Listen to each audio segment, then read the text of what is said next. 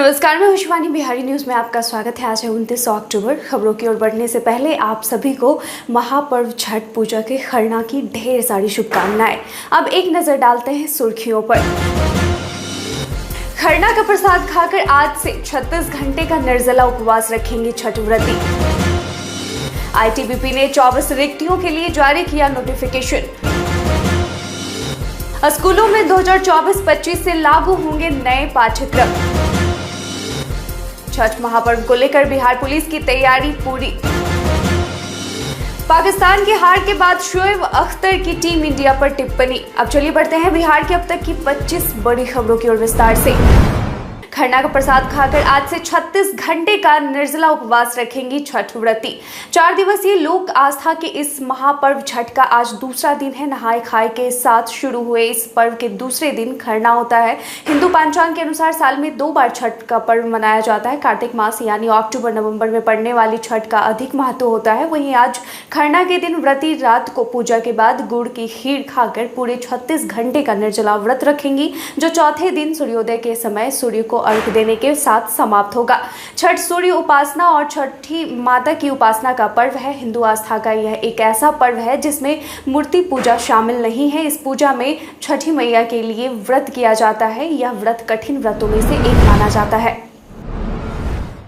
ITBP ने 24 रिक्तियों के लिए जारी किया notification. Indo Tibetan border police force ITBP, ministry of home affairs, government of India ने assistant sub inspector pharmacist post के कुल मिलाकर 24 रिक्तियों पर भर्ती के लिए रिक्रूटमेंट नोटिफिकेशन जारी किया है। इन पदों के लिए अगर शैक्षणिक योग्यता की बात की जाए तो आवेदक को 10+2 with physics, chemistry, biology and diploma in pharmacy pass होना चाहिए। इच्छुक और योग्य उम्मीदवार इस वैकेंसी नोटिस से जुड़ी हुई समस्त जरूरी जानकारी और आवेदन करने के लिए इस वीडियो के इसी पेज पर नीचे डिस्क्रिप्शन बॉक्स में दिए गए वेब लिंक पर जरूर क्लिक करें। आवेदन करने की अंतिम तारीख 23 नवंबर 2022 तक है। विस्तृत जानकारी के लिए आप ऑफिशियल वेबसाइट www.itbpolice.nic.in पर जाकर चेक कर सकते हैं।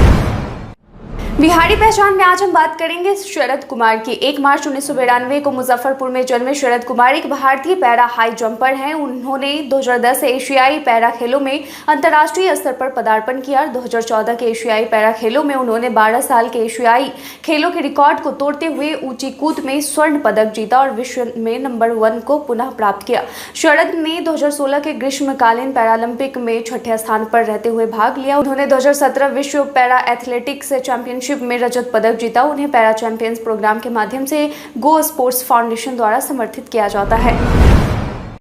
स्कूलों में 2024-25 से लागू होंगे नए पाठ्यक्रम। नई राष्ट्रीय शिक्षा नीति के तहत बच्चों के संपूर्ण विकास पर फोकस किया जाएगा। नए स्कूली पाठ्यक्रम को लागू करने की तैयारी की जा रही है, जो कि वर्ष 2024-25 से लागू होंगे। शिक्षा विभाग का कहना है कि नए पाठ्यक्रम में केंद्र सरकार ने बच्चों पर किताबों और पढ़ाई का बोझ कम करने का फैसला किया है, जो कि इस नई शिक्षा नीति में शामिल है। इससे स्कूलों में बच्चों को बड़ी राहत मिलेगी और शारीरिक गतिविधियों से जुड़े कार्यक्रमों को प्राथमिकता दी जाएगी। बच्चों को पढ़ाई के साथ साथ खेलकूद या फिर संपूर्ण विकास के लिए जरूरी दूसरी गतिविधियों में शामिल होने का पर्याप्त समय मिल सकेगा। इसका लाभ राज्य के सभी 72,000 स्कूलों में पढ़ने वाले 1,42,00,000 बच्चों को मिलेगा। छठ के बाद सोलर लाइट योजना पर शुरू होगा काम। बिहार के ग्रामीण इलाकों को रोशन करने का काम छठ के बाद शुरू कर दिया जाएगा। बता दें कि छठ पूजा के बाद गांव में सोलर स्ट्रीट लाइटें लगाने का काम शुरू होगा। इसके लिए किस एजेंसी को कौन से प्रखंड में स्ट्रीट लाइट लगानी है, इसका निर्धारण जिलों की ओर से कर दिया गया है। पंचायती राज पदाधिकारियों को निर्देश दिया जा चुका है कि संबंधित एजेंसी से इकरारनामा की प्रक्रिया तेज करें, ताकि स्ट्रीट लाइट लगाने का कार्य शुरू हो। बता दें कि मुख्यमंत्री के साथ निश्चय पार्ट 2 में भी इसका प्रावधान किया गया है। बिजली के पोल पर इस लाइट को स्थापित करना है। राज्य की सभी 8,067 पंचायतों में लाइट लगनी है। 2 वर्षों में पूरे राज्य में यह कार्य पूरा करना है। छठ महापर्व को लेकर बिहार पुलिस की तैयारी पूरी। आज लोक आस्था का महापर्व छठ का दूसरा दिन है। अगले दिन व्रती डूबते हुए सूर्य को अर्घ देने के लिए घाटों पर पहुंचेंगे। इससे पहले बिहार पुलिस ने छठ पर्व को लेकर तैयारियां पूरी कर ली हैं। एडीजी जितेंद्र सिंह गंगवार ने कहा कि छठ महापर्व को लेकर पुलिस मुख्यालय की तरफ से तैयारी पूरी कर ली गई है। बिहार में 36 विशेष सशस्त्र बल की कंपनियां अलग अलग जिलों में लगाई गई हैं। होमगार्ड के 3,000 जवानों की तैनाती की गई है। घुड़सवार दस्ते की 5 टुकड़ियां लगाई गई हैं। उन्होंने कहा कि केंद्रीय अर्धसैनिक बल की 4 कंपनियां उपलब्ध कराई गई हैं, जिसे अलग अलग जिलों में तैनात किया गया है। 4,165 हवलदार और सिपाही की प्रतिनियुक्ति की गई है। 155 दारोगा और एएसआई की प्रतिनियुक्ति की गई है। 18 पुलिस इंस्पेक्टर की तैनाती की गई है। ट्रेनिंग करने 2100 दारोगा और एएसआई की प्रतिनियुक्ति भी की गई है। उन्होंने कहा कि औरंगाबाद सूर्य मंदिर के देव में 6 पुलिस उपाधीक्षक और पटना में 30 डीएसपी लगाए गए हैं। बीपीएससी ने इस परीक्षा के लिए की संभावित तिथि जारी। बिहार लोक सेवा आयोग बीपीएससी ने सहायक लोक स्वच्छता एवं अपशिष्ट प्रबंधन पदाधिकारी के कुल 286 पदों पर नियमित नियुक्ति के लिए लिखित परीक्षा की संभावित तिथि जारी कर दी है। बीपीएससी ने इस परीक्षा की संभावित तिथि 12 नवंबर 2022 और 13 नवंबर 2022 रखी है। बीपीएससी ने इसके आलोक में पत्र भी जारी कर दिया है और कहा है कि अपरिहार्य तौर पर तिथि में बदलाव किया जा सकता है। बता दें कि इस भर्ती प्रक्रिया के लिए बीपीएससी के द्वारा ऑनलाइन आवेदन करने की प्रक्रिया 17 जनवरी से शुरू हुई थी और आवेदन करने की अंतिम तारीख 10 फरवरी निर्धारित की गई थी। ईशान किशन ने कहा, बिहारी युवाओं में प्रतिभा की कोई कमी नहीं। भारतीय टीम के विस्फोटक बल्लेबाज बिहार के ईशान किशन ने कहा कि बिहारी युवाओं में प्रतिभा की कोई कमी नहीं है, बस यहाँ के युवाओं को बेहतर प्लेटफॉर्म की जरूरत है। हाल ही में राजधानी पटना स्थित एएन कॉलेज पहुंचे भारतीय टीम के युवा क्रिकेटर ईशान किशन ने यहाँ खेल से संबंधित अपनी कई जानकारियों को साझा किया और कहा कि बिहार में क्रिकेट से लेकर हर गेम्स में एक से बढ़कर एक प्लेयर हैं, बस इन्हें सही मार्गदर्शन नहीं मिल पाता है। इसकी वजह से अच्छे खिलाड़ी आगे नहीं बढ़ पाते हैं। इस पर गंभीरता पूर्वक विचार करना होगा। दरअसल ईशान किशन एएन कॉलेज के एक कार्यक्रम में पहुंचे थे, जहां कॉलेज प्रबंधन की ओर से युवा खिलाड़ी को सम्मान दिया। वहीं कॉलेज के प्राचार्य प्रोफेसर एसपी शाही ने कहा कि बिहार और विशेषकर पटना के निवासी होने के कारण ईशान किशन के आने से महाविद्यालय के विद्यार्थियों को खेल जगत में राष्ट्रीय स्तर पर ख्याति अर्जित करने की प्रेरणा मिलती है। एडीजी की सलाह, फोन करने वाले के बारे में तसल्ली कर ले तभी जानकारी साझा करें। जितनी तेजी से हम लोग डिजिटलाइजेशन की ओर बढ़ रहे हैं, उतनी ही तेजी से साइबर अपराध में भी बढ़ोतरी हो रही है। साइबर अपराध के शिकार सिर्फ आम लोग ही नहीं हो रहे हैं, बल्कि बड़े अधिकारी तक इससे अछूते नहीं हैं। पूर्व सचिव के साथ हुए साइबर फ्रॉड और डीजीपी के नाम पर ठगी के प्रयास के बाद बिहार पुलिस ने इसको लेकर लोगों को सचेत किया है। एडीजी मुख्यालय जेएस गंगवार ने इस बाबत पूछे जाने पर कहा कि साइबर अपराध दिन ब दिन बढ़ रहा है। लोगों को फोन या अन्य माध्यमों पर किसी के साथ सूचना साझा करने से पहले पूरी तसल्ली कर लेनी चाहिए कि कौन शख्स उनसे जानकारी मांग रहा है। देवार्ग सूर्य मंदिर इस वजह से है बेहद खास। देव सूर्य मंदिर, देवार्ग सूर्य मंदिर या केवल देवार्ग के नाम से प्रसिद्ध यह बिहार के औरंगाबाद जिले में देव नामक स्थान पर स्थित एक हिंदू मंदिर है जो सूर्य देव को समर्पित है। यह सूर्य मंदिर अन्य सूर्य मंदिरों की तरह पूर्वाभिमुख न होकर पश्चिमाभिमुख है। देवार्ग मंदिर अपनी अनूठी शिल्पकला के लिए भी जाना जाता है। पत्थरों को तराश कर बनाए गए इस मंदिर की नक्काशी उत्कृष्ट शिल्प कला का नमूना है। इतिहासकार इस मंदिर के निर्माण का काल 6वीं से 8वीं सदी के मध्य होने का अनुमान लगाते हैं, जबकि अलग अलग पौराणिक विवरणों पर आधारित मान्यताएं और जनश्रुतियों इसे त्रेता युगीन अथवा द्वापर युग के मध्यकाल में निर्मित बताती है। परंपरागत रूप से इसे हिंदू मिथकों में वर्णित कृष्ण के पुत्र सांब द्वारा निर्मित 12 सूर्य मंदिरों में से एक माना जाता है। छठ के दौरान यहाँ लाखों की संख्या में भीड़ उमड़ती है। बिजली के सभी फीडर में मार्च तक लग जाएंगे मीटर। बिजली चोरी पर नकेल कसने के लिए अब लोगों के घरों के अलावा ट्रांसफार्मर और फीडर में भी मीटर लगाए जाएंगे। बिजली कंपनी ने मार्च 2023 तक सभी 11 केवी फीडर में मीटर लगाने का लक्ष्य तय किया है। वहीं राज्य के 5 लाख से अधिक ट्रांसफार्मर में दिसंबर 2023 तक मीटर लग जाएंगे। चोरी रुकने पर बिजली और सस्ती होगी, जिसका लाभ आम उपभोक्ताओं को ही मिलेगा। वहीं मीटर लगने से बिजली खपत का सही आंकड़ा सामने आ सकेगा। इसके आधार पर कंपनी बिजली चोरों के खिलाफ छापेमारी कर सकेगी। वहीं 80% से अधिक 33 केवी के फीडरों में मीटर लगा दिया गया है। छठ पर्व के दौरान मौसम रहेगा साफ। बिहार के मौसम में अब तेजी से बदलाव देखने को मिल रहा है। ऐसे में छठ महापर्व के दौरान उत्तर पूर्व क्षेत्र में हल्के कोहरे होने की आशंका है। वहीं 29, 30 और 31 अक्टूबर को मौसम शुष्क और आसमान साफ रहने की थोड़ी बहुत संभावना भी दिख रही है। अगर आज की तापमान की बात करें तो आज न्यूनतम तापमान 18 से 20 डिग्री सेल्सियस रहने की संभावना है। साथ ही 30 को न्यूनतम तापमान 17 से 19 डिग्री हो सकता है। ग्रामीण इलाकों में सुबह और शाम के समय शहरी इलाकों की अपेक्षा सिहरन ज्यादा महसूस होगी। बदलते मौसम में तबीयत खराब होने की संभावना ज्यादा होती है। इस दौरान आप अपने सेहत का भी खास ख्याल रखें। इस योजना के तहत छात्रों को मिलता है राशन, सामान और 1000 रुपये। बिहार सरकार अल्पसंख्यक समुदाय के छात्रों की मदद के लिए विशेष योजना चला रही है। इस योजना के तहत अल्पसंख्यक कल्याण छात्रावास में रहने वाले विद्यार्थियों को सरकार हर महीने राशन, सामान और 1000 रुपये की आर्थिक सहायता उपलब्ध करवाती है। बता दें कि 9वीं से 12वीं तक के अल्पसंख्यक समुदाय के छात्र और छात्राओं को इस योजना का लाभ मिलेगा। इस योजना का क्रियान्वयन अल्पसंख्यक विभाग और बिहार सोशल वेलफेयर डिपार्टमेंट संयुक्त रूप से कर रहा है। बिहार सरकार की इस योजना का लाभ लेने के लिए ऑनलाइन आवेदन किया जा सकता है। बिहार सरकार के अल्पसंख्यक विभाग की वेबसाइट या समाज कल्याण विभाग की वेबसाइट पर जाकर ऑनलाइन रजिस्ट्रेशन किया जा सकता है। हालांकि इस योजना के तहत आवेदन करने की आवश्यकता नहीं होती है। संबंधित विभाग के जिला स्तरीय पदाधिकारी स्कूल और हॉस्टल से छात्रों की सूची प्राप्त करके छात्रों को सुविधाएं और वजीफा उपलब्ध करवाते हैं।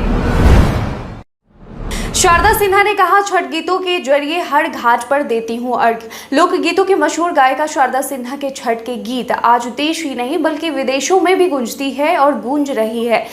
इस दौरान जब तक शारदा सिन्हा के छठ के गीत कानों तक ना पड़े कुछ अधूरा सा लगता है। इस बीच शारदा सिन्हा का भी जवाब सुनने को मिला है। उन्होंने अपने गीतों के महत्व को बताया है। शारदा सिन्हा बताती हैं कि छठ के बरतिया गीत हमने उन युवाओं को संदेश देते हुए गाया है। ये गीत उन मॉडर्न युवाओं को समर्पित है जिन्हें अपनी परंपराओं के बारे में बिल्कुल नहीं मालूम है, लेकिन ऐसे युवा जब घर आते हैं और अपनी माँ को छठ नहीं कर सकने की वजह जानते हैं तो खुद ही व्रत करने लग जाते हैं। आपको बता दें कि शारदा सिन्हा ने ये सब कुछ अपने नए गीत के बारे में कहा है जो हाल ही में छठ से पहले रिलीज हुई है। शारदा सिन्हा कहती हैं कि छठ गीतों के जरिए हर घाट पर वो अर्घ देती हैं। छठ के गीत तो और भी बहुत बड़े बड़े कलाकारों ने गाए हैं, लेकिन उन्होंने कहा कि मुझ पर श्रोताओं की कुछ विशेष कृपा है।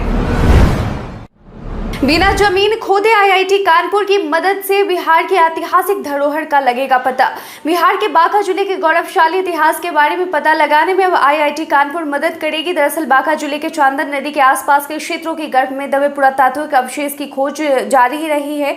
इसमें आधुनिक तकनीक का उपयोग किया जा रहा है। अवशेष की खोज के लिए ग्राउंड पेनेट्रेटिंग रडार यानी जीपीआर से सर्वे और मैपिंग करवाया जा रहा है। इसमें आईआईटी कानपुर की टीम भी मदद करेगी। कला, संस्कृति एवं युवा विभाग ने इसके लिए आईआईटी से समझौता किया है।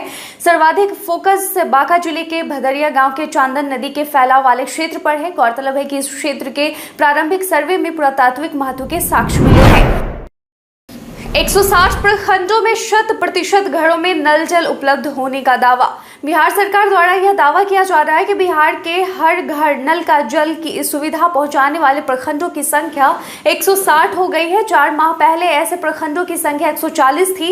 इस तरह नए प्रखंड इस दायरे में आ गए हैं। वहीं राज्य के पंचायतों और गांवों की संख्या भी बढ़ गई है जहां के 100% घरों में नल जल है। दरअसल 27 अक्टूबर तक के ग्रामीण परिवारों को उपलब्ध नल का जल में केंद्रीय जल मिशन के आंकड़े में बताया गया है कि बिहार के ग्रामीण इलाकों में 96% घरों में नल जल की सुविधा है, जहां 160 प्रखंडों में 100% घरों में नल जल उपलब्ध किया जा रहा है। पिछले 4 माह में हुई वृद्धि देखें तो बिहार हर घर नल का जल सुविधा प्राप्त गाँवों की संख्या 33,131 से बढ़कर 34,321 पर पहुंच गई है। गोपालगंज उपचुनाव में तेजस्वी ने झोंकी ताकत। गोपालगंज उपचुनाव में तेजस्वी ने झोंकी ताकत। बिहार में 2 विधानसभा मोकामा और गोपालगंज में उपचुनाव होना है, जिसके लिए तमाम राजनीतिक पार्टियों ने अपनी ताकत झोंक दी है, क्योंकि छठ पूजा के समापन के साथ ही चुनाव प्रचार का भी समापन हो जाएगा। 1 नवंबर को चुनाव प्रचार खत्म होगा, वहीं 3 नवंबर को इसके लिए मतदान होना है। इस बीच राजद सुप्रीमो लालू प्रसाद यादव की बेटी रोहिणी आचार्य ने ट्वीट कर आरजेडी की जीत का दावा किया है। वहीं गोपालगंज विधानसभा उपचुनाव में महागठबंधन की तरफ से मोहन गुप्ता चुनावी मैदान में है। इस सीट पर बीजेपी का कब्जा माना जाता है। गोपालगंज उप मुख्यमंत्री तेजस्वी यादव का गृह जिला भी है, लिहाजा राजद की यह कोशिश है कि इस सीट पर जीत दर्ज की जाए। बीते दिन तेजस्वी यादव और जदयू के राष्ट्रीय अध्यक्ष ललन सिंह ने गोपालगंज में चुनावी सभा की। दोनों ने बीजेपी के खिलाफ जमकर हमला बोला। प्रशांत किशोर ने राज्य सरकार पर साधा निशाना। राजनीतिक रणनीतिकार प्रशांत किशोर अपने जनसुराज पद यात्रा पर हैं। वे जनसुराज पद यात्रा के 27वें दिन शुक्रवार को लौरिया प्रखंड के बघी में पत्रकारों से बात कर रहे थे। उन्होंने पद यात्रा का अब तक का अनुभव साझा किया और आगे की रणनीति पर भी चर्चा की। इस दौरान उन्होंने कहा कि बिहार में शौचालय के निर्माण के नाम पर बहुत बड़ा घपला हुआ है। सिर्फ कागज में ही घर बने हैं। रोज सुबह और शाम लोग लोटा और डिब्बा लेकर घर के शौच करने के लिए निकलते हैं।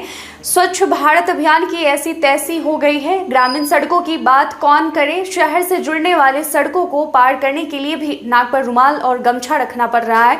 प्रशांत किशोर ने बताया कि पदयात्रा के क्रम में वे हर दिन 15 से 20 किलोमीटर का सफर पैदल तय कर रहे हैं। जो समस्या लोग बता रहे हैं और दिख रहा है उसका संकलन करते जा रहे हैं। इसी संकलन के आधार पर पंचायत स्तर पर समस्याओं और उसके समाधान पर ब्लूप्रिंट जारी करेंगे।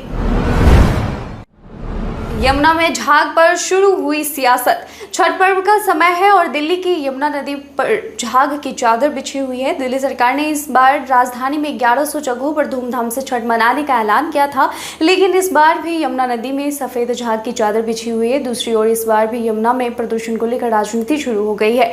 बीजेपी नेताओं ने आम आदमी पार्टी और केजरीवाल सरकार पर जमकर निशाना साधा है। भाजपा नेता मनोज तिवारी ने गुरुवार को प्रेस कॉन्फ्रेंस की और उस दिन कहा था कि केजरीवाल ने 2013 में दावा किया था कि वह यमुना को इतना साफ कर देंगे कि लोग डुबकी लगा सकेंगे, लेकिन इसमें आज भी झाग तैर रहा है। मनोज तिवारी ने कहा कि आज जब भाजपा नेता कालिंदी घाट पहुंचे तो वहां झाग को छिपाने के लिए जहरीले रसायन का छिड़काव किया जा रहा था। भाजपा नेताओं को देखते ही ये लोग रसायन छोड़कर वहां से भाग गए।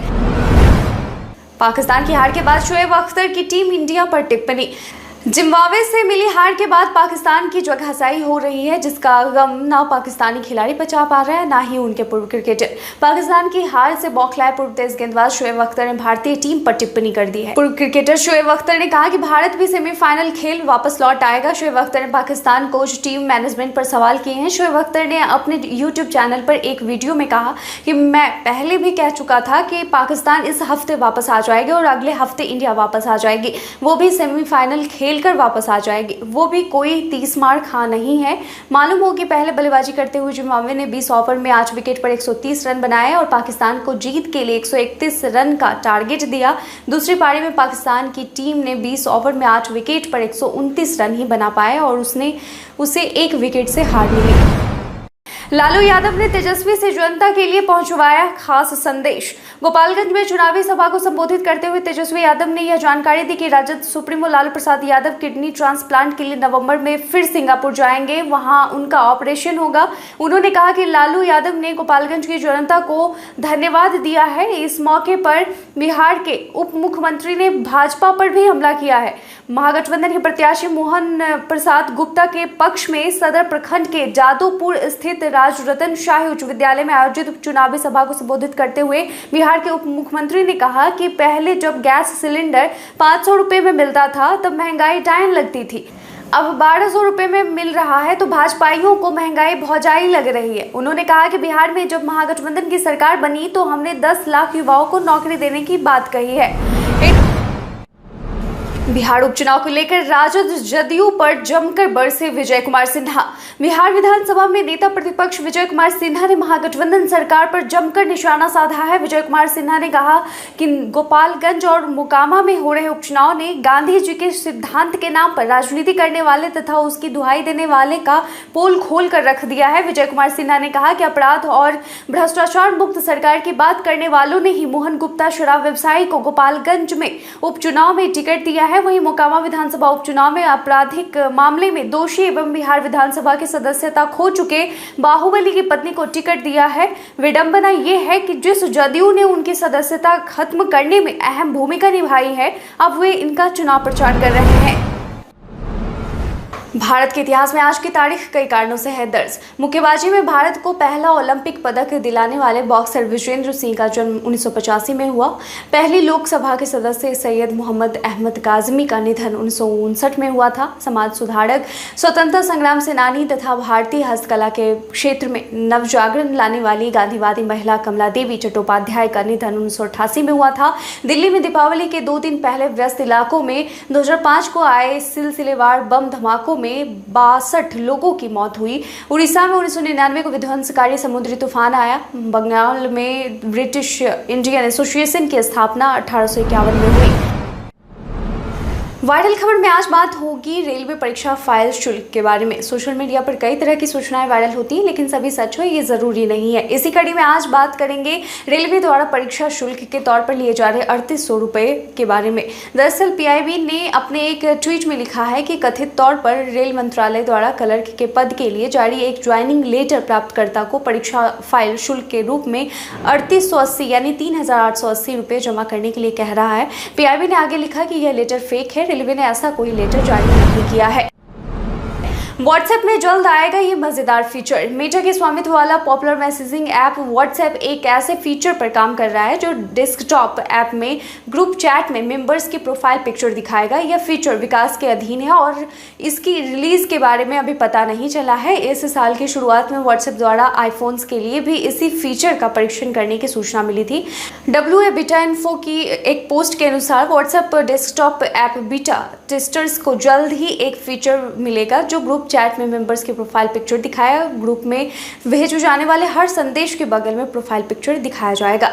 बीते दिन हमारे द्वारा पूछे गए सवाल का आप लोगों में से बहुत लोगों ने अपना जवाब हमें कमेंट सेक्शन में लिखकर दिया था। जिन्होंने पूछे गए सवाल का जवाब दिया है उनके नाम है उमेश ऋषिदेव, मंतोष कुमार, रवि मोहन वर्मा, रोहित ठाकुर, राजकुमार प्रसाद, रविंद्र पासवान, गोपाल भगत, भरत प्रसाद, शंकर मुखिया। इसके साथ ही बढ़ते हैं आज के सवाल की ओर। आज का सवाल है कि क्या 160 प्रखंडों में 100% घरों में नल जल उपलब्ध होने के सरकार के दावे से आप भी सहमत हैं? अपना जवाब हमें कमेंट सेक्शन में लिखकर जरूर बताएं। आज के लिए बस इतना ही। धन्यवाद।